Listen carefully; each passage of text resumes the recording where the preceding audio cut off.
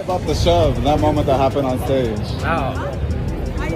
I'm turning on right now. Right? Yeah. Did it make you want to go harder for the 13? I don't know, but made me feel more psyched.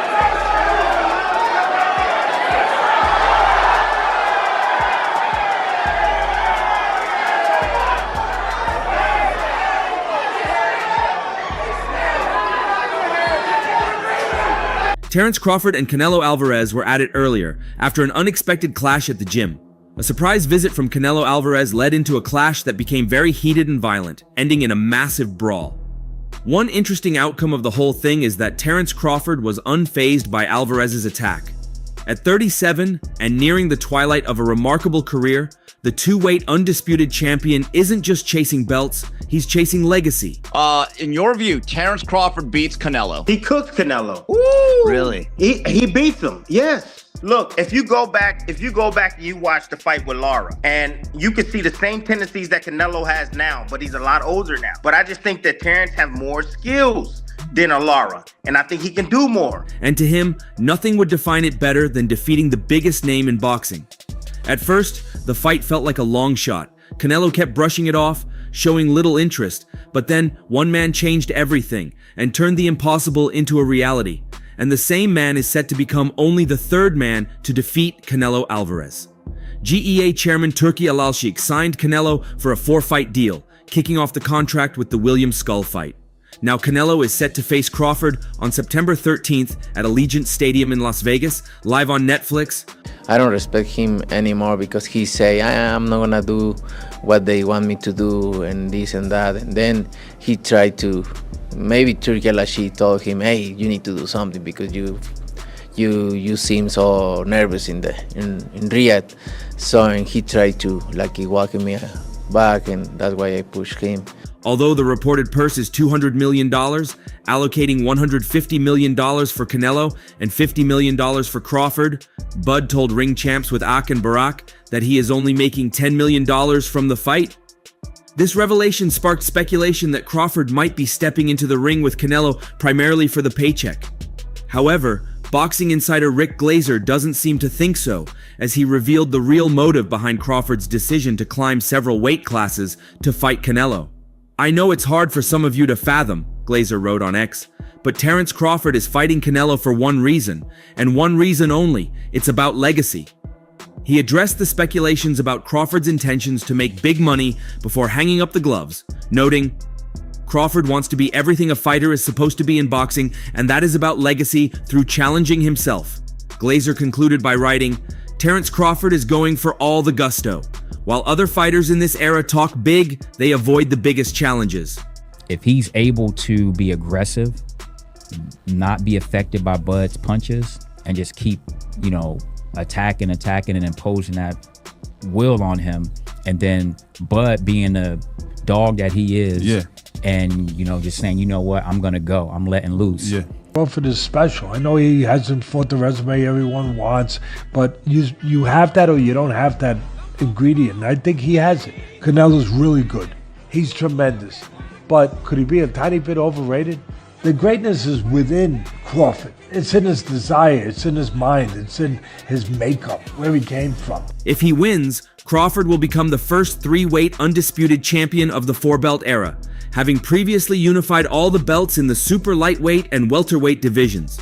Regardless, during his conversation with Ak and Barak, Crawford seemed to echo Glaser's take on the fight, noting, I'm doing it for the opportunity, baby, the legacy, he said. The legacy outweighs the money. 3-time undisputed, ooh-wee coming soon. Crawford's intentions for the fight aside, can he realistically beat Canelo Alvarez, clearly the heavier man? Interestingly, Erislandy Lara has offered key advice for Crawford that could tilt the fight in his favor. The Cuban boxer, who gave Canelo one of the toughest fights of his career in 2014, suggests that movement will be key in Crawford's victory. And you're saying that, Canelo is a super strong guy. Man, technique, you already know. If you ever wrestled before, the person that got better technique usually win. It don't matter how much the weight they have or what they're carrying around. It's the technique. Crawford knows how to take care of himself on the inside. He knows how to smother. He knows how to tie up. He knows how to rough guys up. He knows how to turn guys. A win over Saul Canelo Alvarez is monumental and would be the third undisputed title of the American's career if he could pull off the feat.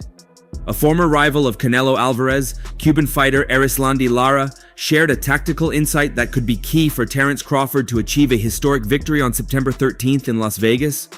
Lara, who faced Canelo in 2014 and lost by split decision, believes the American has a good chance if he avoids certain mistakes that he himself made. Lara has been clear, to be successful against Canelo, Crawford must keep moving and avoid letting the Mexican hit him in the arms. He's tremendous, but could he be a tiny bit overrated? The greatness is within Crawford. It's in his desire, it's in his mind, it's in his makeup, where he came from. I know he's moving up in weight class, can he carry it? But those intangibles. However, he also admitted that his defensive style was too passive, which allowed the judges to favor Alvarez, who was more aggressive and landed the heavier blows. The key, according to Lara, is not to allow Canelo to impose his physical power, especially in the early rounds. Crawford, known for his technical skill and ability to switch stances, could replicate Lara's approach, but with greater dynamism and precision. Although Lara believes the strategy can work, he also warns that he must not fall into the same overcautiousness that hurt him in 2014. On that occasion, his Tom and Jerry style, as some critics call it, was seen as evasive and unattractive to the public and the judges. If Crawford opts to run too much, he could lose valuable points and the favor of the public at the Allegiant Stadium. I think that can change the effect on Bud, and I think that will be the way that Alvarez can win that fight. Yeah, good. Yeah, so what do you think? Obviously, if Bud remains slick, what outside of that could cause Canelo to lose it? Las Vegas does not forgive fights without action, and with a purse of $50 million at stake, Crawford cannot afford to disappoint. Turki Al-Sheikh, the event's promoter, has billed the fight as the fight of the century, which adds pressure for both boxers to put on a memorable show. Lara also mentioned that his style was similar to the one William Skull used against Canelo recently, and that it also did not work. On both occasions, the Mexican managed to impose his rhythm and connect the most significant blows. That's why mobility must be accompanied by offense, something Crawford will have to balance if he is to have a real chance. It's a 50-50 fight, said Lara, acknowledging the current strength of Canelo, but also the tactical intelligence of Crawford. The American will have to prove that he can withstand the Mexican's power over 12 rounds without losing effectiveness or initiative. After 7 rounds, he starts to fade a little bit. We've seen that with Bivol. We've seen it in a lot of his fights with Triple G. When Canelo could control the fight and the ring generalship, he could fight 12 rounds pretty good. But when Canelo gets pushed early on in the fight, he starts to fade muscle endurance-wise. Erislandy Lara's advice to Terence Crawford is clear. Move, avoid arm punches, and not repeat the mistake of being too defensive. If he manages to combine mobility with aggressiveness, he has a good chance of beating Canelo Alvarez in one of the most anticipated fights of the year.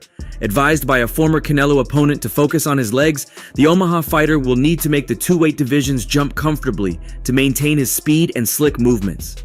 Crawford may not have to worry too much about the advantage Alvarez has in the weight department because of a certain attribute. Chris Algieri, the former WBO super lightweight champion, has been a huge fan of Bud for his 41-fight career, and he knows exactly what makes him different from the Mexican. Bud is one of those guys. He just locks in. Especially when you doubt him. So yeah, it's a really interesting matchup. I think of it more from psychological than anything, because on paper. From that fight, I'm going to hold my complete analysis on the fight, but I will tell you this.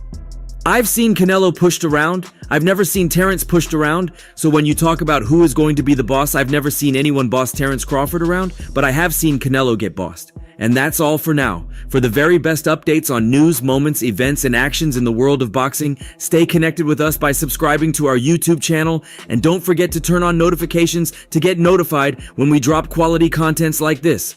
Until next time, peace out.